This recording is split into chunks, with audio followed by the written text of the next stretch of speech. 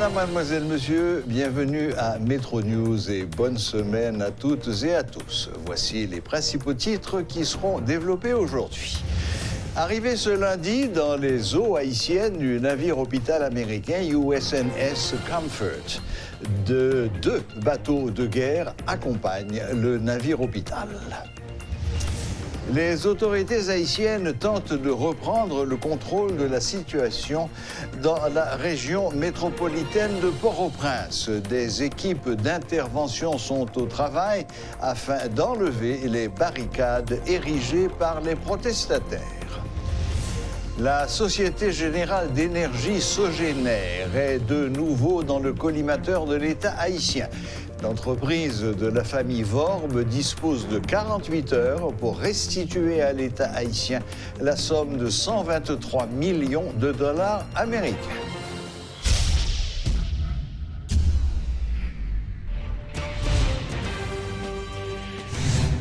Le navire hôpital américain USNS Comfort est arrivé dans les eaux territoriales haïtiennes ce 4 novembre comme annoncé. Ce bateau restera jusqu'au 13 novembre dans les eaux haïtiennes. Selon un communiqué de l'ambassade, cette visite s'inscrit dans le cadre de l'opération Promesse durable, Enduring Promise, de la Marine des États-Unis. Il s'agit d'une initiative qui vise à intensifier l'engagement des États-Unis dans la région pour renforcer le pilier sanitaire de la stratégie 2020 États-Unis-Caraïbes. Cette visite est une étape de la tournée du navire en Amérique latine et dans les Caraïbes qui, sur une période de 5 mois, réalise une mission d'assistance médicale.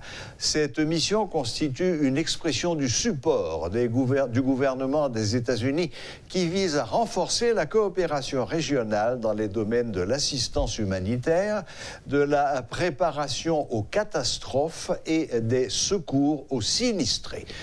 Des équipes médicales de USNS Comfort travailleront aux côtés de professionnels médicaux d'Haïti pour fournir une variété de services médicaux à des adultes et à des enfants sur le site médical.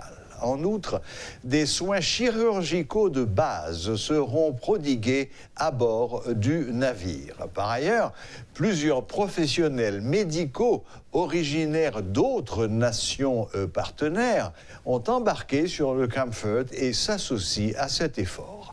Cette mission est une manifestation de la promesse durable des États-Unis, promesse d'amitié, de partenariat et de solidarité entre les Caraïbes et les Amériques.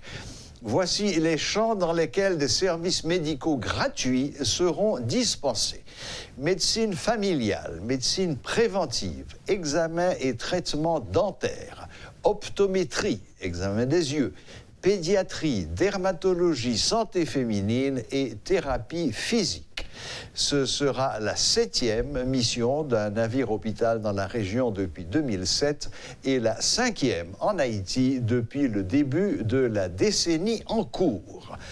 Au cours de ce périple, les équipes médicales du Comfort ont aussi donné des soins en Colombie, au Costa Rica, à Trinité et Tobago, en Équateur, à la Grenade, en République dominicaine, à la Jamaïque, au Panama, à Sainte-Lucie et à Saint Kitts and Nevis.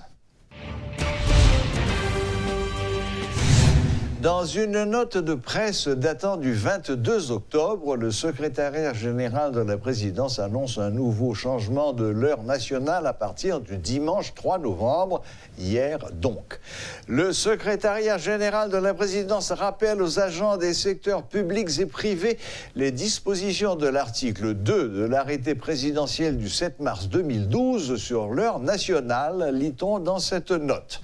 L'article en question stipule: à compter de la date des présentes, à partir de 2 heures du matin, le premier dimanche du mois de novembre, l'heure nationale reculera de 60 minutes. Ainsi, l'heure nationale est retardée de 60 minutes à partir d'hier. Durant tout le week-end, la route de Delma, qui était paralysée tout au long de la semaine, était ouverte à la circulation. Cette grande route qui donnait jusqu'ici un air de fin du monde a été débarrassée de ces gigantesques barricades. Tout ou presque fonctionnait comme si l'opposition radicale avait mis bas les armes.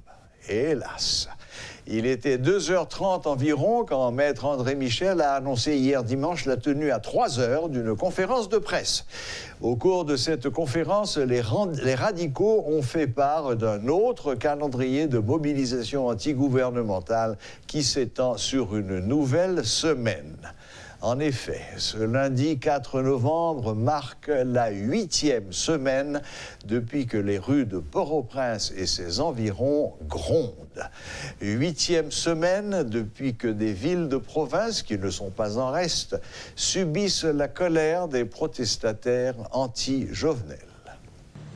Mon papa qui a 4 petites, moi-même, je ne vais travailler, je ne vais sortir. Je dis à la machine à sortir, juste la plaine.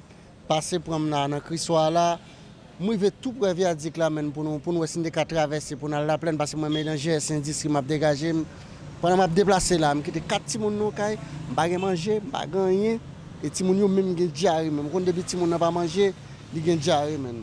Message nous devons voyer par gouvernement avec opposition, pas de problème monsieur.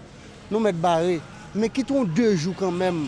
Quittons 2 jours pour nous prendre la ria, pour nous aller dans le. Parce que moi-même, depuis que je parle de travail, je ne pas toucher jour, parce que pas jour payer moi-même. Vous regardez, monsieur, franchement, je ne sais pas qui ça me fait encore, et je ne peux pas faire ça, je ne peux pas faire moun. Je vais en opposition, dans le moment où je vais là, monsieur, je ne sais pas qui ça me fait encore. Je dis gouvernement, opposition, ouais, qui ça nous capable de faire? Parce que c'est nous-mêmes qui contrôlons toute bagaille dans nous là. C'est nous qui contrôlons toute bagaille. Pour ça, pour me faire là, monsieur, je ne peux pas manger petit, je ne peux pas manger, je 4 petits moun. Même je descends là, je descends. Même pas vivre dans le monde 50 gouttes, 10 gouttes. Je monde 50 gouttes, 10 gouttes. Les fins de 100 gouttes. 100 gouttes, là, pas faire du riz blanc. Opposition nous met bloqué, je n'ai pas de problème. Moi-même, j'ai problème. Ça va faire là, bon pour moi tout. Mais bon, nous, 2 jours. Bon, 2 jours, dans 2 jours, ça, c'est une sortie. Je rentre en 200 gouttes. Je rentre en 300 gouttes. Comme ce n'est pas, je me touche. Je vais faire un bagage pour ma famille. Nos situations, même si je suis famille, l'autre bord après, je check, je ne vais pas rien pour moi. Je souffre dans grand goût. Je ne suis pas capable encore moi-même. Tant pis, monsieur, gouvernement, opposition. Bon, nous 2 jours. Si ce n'est pas 7 jours, bon, nous 2 jours, bon, nous 3 jours pour nous sortir, pour nous dégager. Tant pis, s'il vous plaît. Faire ça, bon Dieu, à remettre nous ça. Mais nous ne pouvons pas bloquer le net.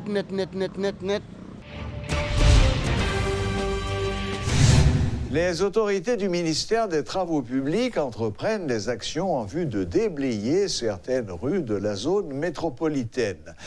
Des employés du Service national de gestion de résidus solides, SNGRS, ont été remarqués le lundi 4 novembre au niveau de Delma, et notamment Delma 32, où des protestataires ont soudé une barrière, ce qui a empêché la circulation dans cette zone les jours précédents. Des agents de différentes unités de la PNH ont accompagné les conducteurs d'engins lourds afin de faciliter leur travail. Ils ont également fait usage de gaz lacrymogène aux endroits où les gens étaient en trop grand nombre.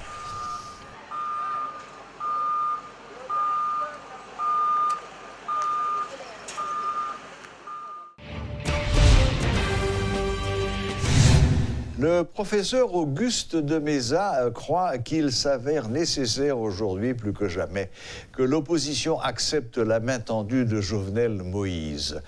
Pour avoir occasionné la paralysie des activités dans le pays durant environ 8 semaines, sans être parvenu au résultat escompté, qui est la démission du président de la République, l'homme politique estime que les opposants font du surplace.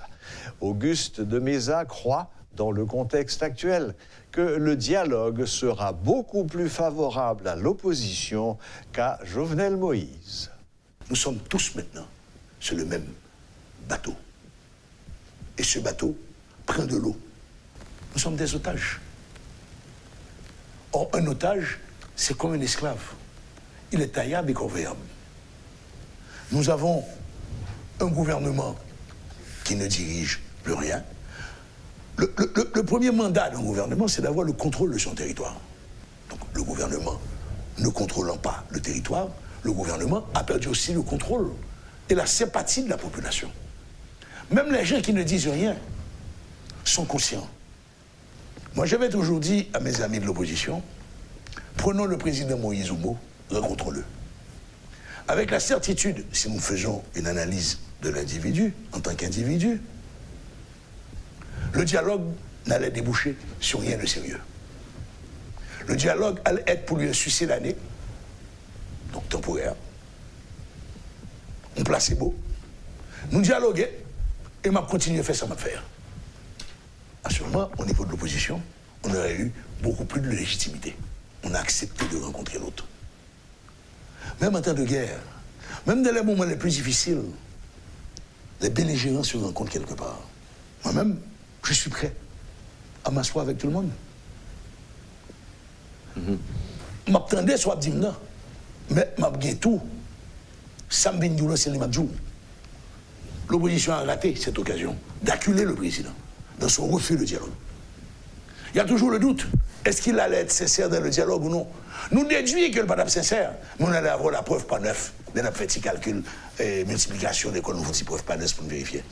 Donc l'opposition, maintenant, après 8 semaines, fait du sur place. Le bébé est engagé dans le passage. Il n'y a pas qu'à prendre un bébé avec force, par la violence. Donc, il exerce violence en coulant sur la population. Donc, la violence qu'on aurait voulu exercer sur le pouvoir, il exerce sur la population civile, là, qui a payé le prix fort. Et, coulier, toutes les avenues dialogiques sont quasiment bloquées. Les membres de l'opposition, entre eux, alternative, marché contré, Pascal, 4G contré, patati, patato, etc., etc., ils se rendent compte, ils parlent, ils ne se parlent pas. On différence de parler et se parler. Ce verbe pronominal à tous, ce petit se du verbe pronominal à tous en sens, se parler, ça veut dire l'une côté l'autre. Chaque rivet a un poche, non président, non premier ministre, non ministre, non directeur général. Donc pas qu'à un dialogue. Même là, ça ne peut pas être un objectif de combat, le départ du président. L'objectif, ce n'est pas le départ. L'objectif, qu'allons-nous faire après? Tu vois, si ces groupes arrivaient à se parler, Mendel, ce serait déjà ce qu'ils appellent eux-mêmes la conférence nationale, ce que moi j'appelle le premier congrès du peuple haïtien. La compagnie privée fournisseur de courant électrique, Sogéner, est frappée d'une nouvelle sommation de l'État haïtien.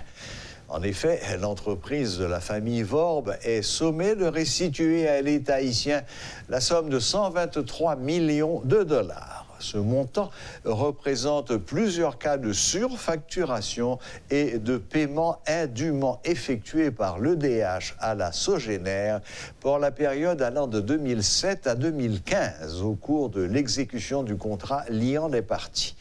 La Société Générale d'Énergie SA est ainsi accusée de dol, d'escroquerie et d'abus de confiance au cours de l'exécution de ce contrat. Toujours selon l'acte, si la Sogéner n'obtempère pas à la sommation et à l'injonction dans le délai imparti, la restitution du montant sera augmentée de 10% devant représenter les honoraires des avocats engagés. Notons que l'État haïtien est représenté dans cette affaire par une batterie d'avocats composée de Maître Osner Févry, Maître Newton Louis Saint-Just, Fritzo Canton, entre autres. Les Haïtiens ne risquent plus de faire face à l'illégalité aux États-Unis à partir du 2 janvier 2020. En effet, les États-Unis ont décidé de prolonger le statut spécial accordé aux ressortissants de certains pays, dont Haïti, le Nicaragua, le Honduras, le Salvador, le Soudan et le Népal. De ce fait, les migrants de ces pays pourront sans crainte rester aux États-Unis jusqu'au 4 janvier 2021.